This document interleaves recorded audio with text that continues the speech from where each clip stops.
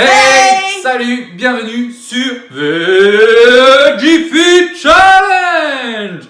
Comment ça va les amis? Même tes voisins ont entendu la vidéo, je pense. Ils te diront Il faut se merci. réveiller. Aujourd'hui, on va parler d'un sujet un peu particulier, les intérêts de réduire ta consommation de viande.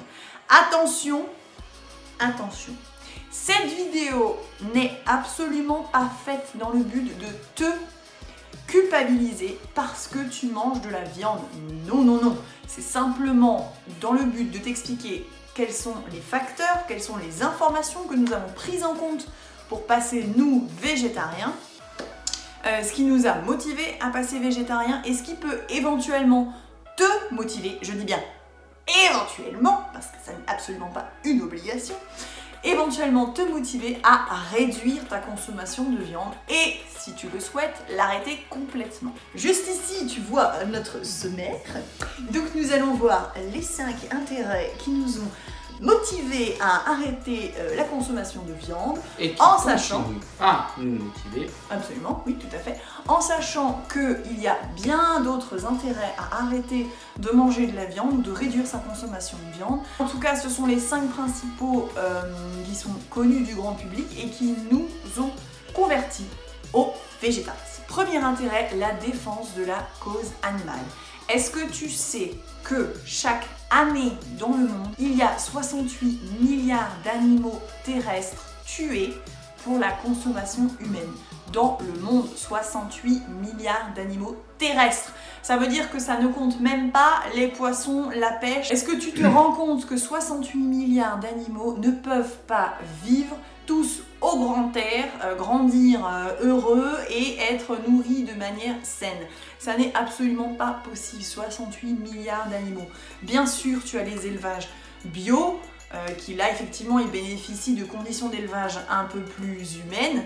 Il n'empêche que la masse sont élevés dans des conditions absolument déplorables, certains ne voient même pas la lumière du jour. Les veaux à peine nés, quand ils peuvent naître par moments, sont séparés de leur mère directement dès la naissance. Bref, et au final ils finissent tous par être tués. Bio, pas bio, labellisé, pas labellisé, ils finissent tous par être tués malheureusement dans des conditions absolument déplorables. Deuxième intérêt, la malnutrition des êtres humains sur la Terre. Donc plus de 800 millions d'êtres humains souffrent de malnutrition. Donc ceci est un fait. Pour la consommation de viande, nous utilisons énormément de terre.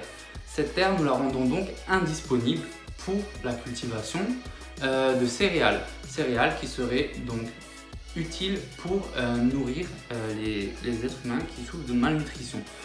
De plus, 85% de ces terres cultivables, donc si je me rappelle bien c'est pour le soja, 85% de la production de soja est utilisé pour nourrir les animaux, alors qu'à côté de ça vous avez 800 millions de personnes qui souffrent de malnutrition. D'accord, ils ne pourraient pas que se nourrir de soja, mais bon, si vous réduisez du coup la consommation de viande, vous pouvez utiliser ces terres non pas juste pour le soja, mais pour des légumes, d'autres céréales qui pourraient aider à nourrir ces pauvres gens. Et à mieux distribuer en fait les céréales un peu partout dans le monde. Troisième intérêt, la préservation d'une ressource qui nous est absolument vitale, l'eau. Pourquoi? Eh bien, est-ce que tu sais que pour produire 1000 kilocalories de viande, 5000 litres d'eau sont nécessaires? Contrairement à 1000 litres d'eau qui sont nécessaires pour produire 1000 kilocalories d'aliments d'origine végétale. L'élevage est considéré comme la plus grande source de pollution de l'eau, entre le nettoyage des entrepôts, le nettoyage des déchets, Le nettoyage du sang. Le nettoyage du sang, effectivement, dans les abattoirs, tout ce qui est antibiotiques, etc. Qui passe dans l'animal puis dans l'eau, qui crée de la pollution. Donc, tu consommes moins de viande, tu préserves l'eau. Quatrième intérêt, la pollution de l'air. Donc en fait, l'élevage représente 14,5% de gaz à effet de serre contre 14% pour les transports. Donc à savoir que la différence comme ça est très faible, mais certains organismes affirment une différence beaucoup plus élevée, certaines un peu plus basses. Donc la vérité sur celle-ci, on ne l'a pas. Mais en tout cas, si ton intérêt est vraiment de réduire la pollution, il est beaucoup plus efficace de mettre du végétal dans ton assiette et de réduire ta consommation de viande que d'acheter une voiture électrique. De plus, 80% de la forêt amazonienne est détruite par l'élevage bovin. Bah oui, nous sommes de plus en plus nombreux à consommer de la viande, donc il faut les nourrir, donc il faut créer des champs pour augmenter la culture de soja entre autres, et il faut également des champs et des endroits pour les entreposer. Et ben pour ceci, il faut créer de la place, et ben pour créer de la place, on est en train de détruire le poumon de la terre, qui est la forêt amazonienne, comme tu le sais.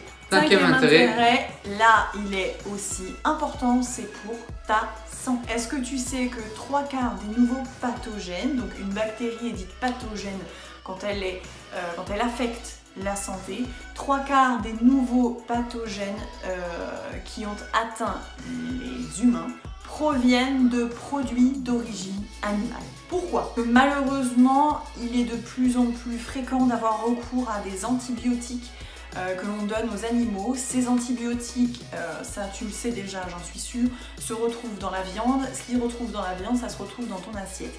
Donc en fait, inconsciemment, sauf si évidemment tu achètes des labels bio, etc., mais inconsciemment, tu ingères en fait tout simplement des antibiotiques. Et ton corps s'habitue à ça. C'est pour ça qu'on a de plus en plus de mal à se soigner, parce que notre corps a déjà à l'intérieur des antibiotiques dont à la base il n'a pas besoin pour se défendre. En tout cas, je peux te le dire, depuis que nous on est passé végétarien, à aucun moment on ne ressent ce manque de protéines d'origine animale. Ça ne nous manque absolument pas du tout. Nous ne sommes pas plus faibles que qui que ce soit depuis que nous ne mangeons pas plus de viande.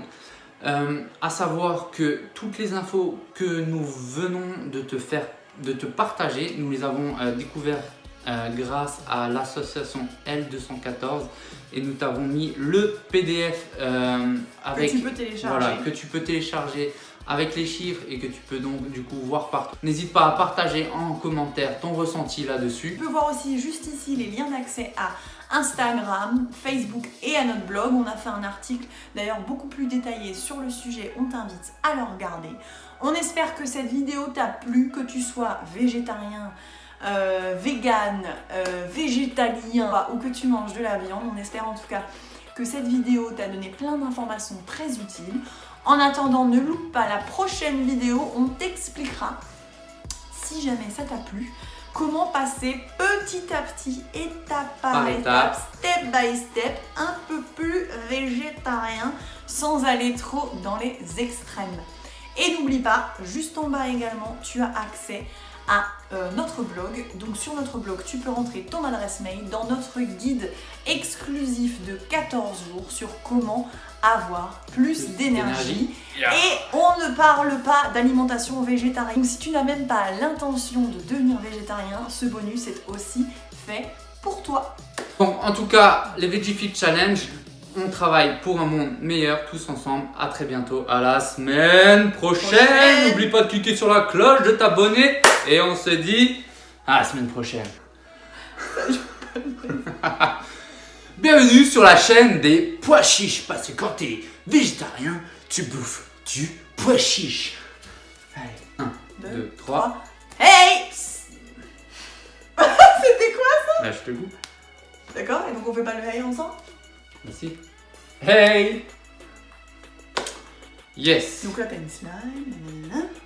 Bon, ici c'est Vince et Jus, et... Jus, Vince, Jus, Vince. Non mais c'est comme t'as coupé, je me suis dit je fais une petite blague.